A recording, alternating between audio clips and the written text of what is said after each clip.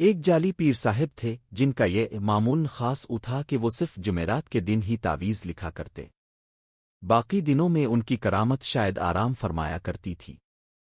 جب fountain pen نئی ایجاد ہوئی تو پیر صاحب نے اسے بھی اپنی کرامتوں کی فہرست میں شامل کر لیا۔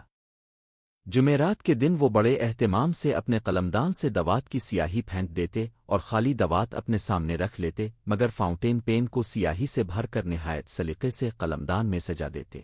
دور دراز سے آئے ہوئے حاجت مند ننگے پاؤں تھکے ہارے امیدوں کا بوجھ اٹھائے پیر صاحب کی خدمت میں حاضر ہوتے، نذرانہ پیش کرتے اور اپنی مشکل بیان کرتے۔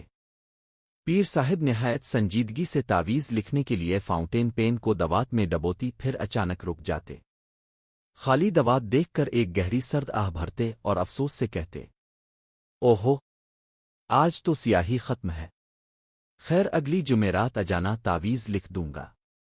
بیچارہ حاجت مند جو کوسوں دور سے پیدل آیا ہوتا مایوس دل کے ساتھ واپس پلٹنے لگتا، مگر ابھی چند قدم ہی چلتا کہ پیر صاحب کے چھوڑے ہوئے دلال اس کے گرد جمع ہو جاتے۔ وہ حضرت پیر و مرشد کے ابرن کرم کو جوش میں لانے کے نسخے سمجھاتے۔ مجبور حاجت مند دوبارہ لوٹ آتا، پہلے سے 3 گنا نذرانہ قدموں میں رکھتا، گڑ گڑا کر فریاد کرتا، اللہ اور رسول کے واسطے میری دستگیری فرمائیے۔ پیر صاحب ذرا زچ ہو کر کہتے، اوہو، آپ لوگ بھی بڑا تنگ کرتے ہیں، اچھا خیر، اللہ مالک ہے۔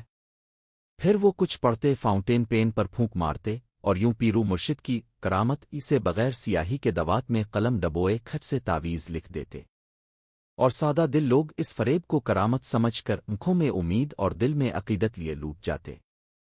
یہ کہانی ہمیں خاموشی سے ایک گہرا سبق دے جاتی ہے۔ جب عقیدت آنکھیں بند کر لے تو عقل پیچھے رہ جاتی ہے اور انسان آسانی سے فریب کے جال میں آ جاتا ہے۔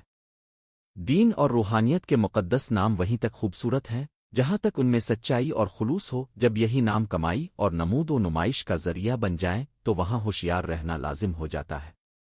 ہر دعویٰ کرامت نہیں ہوتا اور ہر لباس میں لپٹی بات حق نہیں ہوتی۔ عقل، شعور اور تحقیق وہ چراغ ہیں جو ہمیں اندھیروں میں ٹھوکر کھانے سے بچاتے ہیں۔ اصل کرامت نہ دوات میں ہے، نہ قلم میں، بلکہ انسانیت میں ہے، سچ بولنے میں، دکھ درد بانٹنے میں اور بے لوث مدد کرنے میں۔ جو دل جوڑ دے وہی سچا ہے، اور جو عقل چھین لے وہ فریب کے سوا کچھ نہیں۔